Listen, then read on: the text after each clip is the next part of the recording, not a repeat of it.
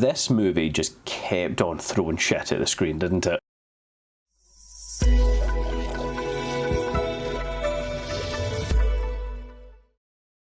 So if you are new here, I like to cover off those movies that get a little less coverage, aren't as talked about, and try and find some hidden gems. One for myself, but two, maybe add it onto your watch list. So if you are new, hit subscribe, but let's get on with the review. No Exit. So in No Exit, we're following Darby, who is in a recovery centre for addiction. Find out early on in the movie that her mum's in hospital and she just needs to get there and go and see her mum. They also do set up that her sister's advised her it's probably best she doesn't come. You know, they don't want her there, probably given her circumstances, but she sets out anyway. But on her way, a storm hits and she goes into like a local visitors centre and amongst a few other people. That's really the setup to get all these people in this kind of centre, in this cabin together. Now, whilst outside trying to get a signal, she realises in one of the vans parked outside, there's a young girl that's been taken hostage. Now it's up to her to work out, one, who is that done this, and really just try and save this girl. With all the players that you've got involved, of course we've got Darby, the main girl, who really seems to be morally straight, is an addict and is trying to overcome her own demons there. You've got the older couple that seem very disciplined. They're just trying to make sure everyone can get through the night, have a decent time, you know. They understand they're in the storm and they're not making a fuss. And you've got two other boys, Ash and Lars. One of them is like your really likeable, would definitely win like head of the year at school sort of guy. And then the other chap here is the polar opposite of that. You just imagine that the guy's like kicking cats at the weekend sort of dude. This film does a lot. You're trying to work out, of course, who it is that's taking this kid, you know, who is the suspect, and really what Darby's going to do about the situation. As the movie kind of ticks along and keeps going, it just keeps throwing more hurdles at her throughout the entire movie, and kind of for you as the audience member, because you don't quite know what option she's going to have left. The movie early doors plays a game of bullshit. I thought it was a very good idea. It was very clever in here. If you don't know, it's a card game where effectively it's just all about bluffing, and whilst they're playing this game, they're also just having a conversation, and Darby uses this to try and suss out who might have kidnapped this girl. She knows where the license plate is from on the van, and so uses that information to ask the right questions, whilst of course like the clear cat killing dude is the main suspect. She played everyone even in this. She kept her cards very close to her chest and treated everyone as suspects, which was a really good idea, and I'm glad they went with it on this. It's really difficult to say too much about this movie without spoiling kind of who's done it, who's involved, why, and all these sort of questions, but it's not as easy as you think it's going to be for her. She doesn't just find that there's one suspect. Now my first thought was, why doesn't she just come straight in and ask, you know, who has that van outside, or make up a lie about it and say it's got a flat tire or something like that. That would have ended the movie quite quickly. There's not a reason why she doesn't do it, and that really kind of annoyed me at the start. It makes sense when you realise why she's not called it out. It makes sense with the way the movie goes that it probably was in her favour to not have called it out, but that's with information she didn't know at the time. So it does beg the question why she didn't be a little bit more direct, come up with a bluff of her own to get somebody to go and look at the van, and let's be honest, the person that owns it is going to go and check it. Why I think this movie is just kind of fell a little bit short for me is, whilst there was a good few twists in this movie, a couple were predictable, not because they've set anything up though, and that's the problem with me in this movie. Any that were predictable were just because you've seen films like it, or you've seen a lot of movies. It's not because the film has done something intelligent or foreshadowed something which sets up that twist. You just get the idea that something else is going on. However, one of the bigger twists in the movie, it does that thing where there's no foreshadowing, no setup to it whatsoever, until the scene that the twist is about to take place in, and then the character starts acting maybe a little bit different or says a few different things, and that's when you start twigging there, and it's only right at the finish line of the twist that you're able to realise what it is. That's not good. I would like to see a few kind of callbacks, references, or just something a little weird to set that up. Not for all the big payoff. The twist itself and how it was revealed I thought was phenomenal actually. You know, this young girl, really good actress, she comes out of the van, and even at this point there's still not full answers on what has happened exactly. And Darby, rightfully so, has no idea who she can trust in this scenario. A little bit of foreshadowing would have just hit that landing a little bit more, because it really did feel like it just came out of nowhere, and it was immediately followed up with a flashback to explain why that was the way it was, as opposed to subtly putting something in a little bit earlier in the movie maybe. You really feel the pressure though that's on Darby